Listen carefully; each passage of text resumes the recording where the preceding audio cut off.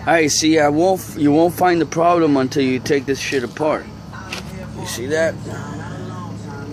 Don't get frustrated and take this shit to a mechanic. They're gonna fuck you everywhere they can. This is my problem. You see, this one's nice and shiny. The gas was going in this one. You see the color? It means fuel was in this bitch. Now, see this one?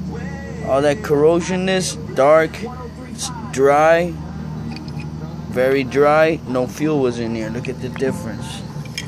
I was getting fuel in one side, but not the other. See, this is where the fuel comes out from. I gotta clean that. I gotta stick something in there, you know, without damaging it. So I'm gonna let it sit in fuel, let it all loosen up, and we'll go from there.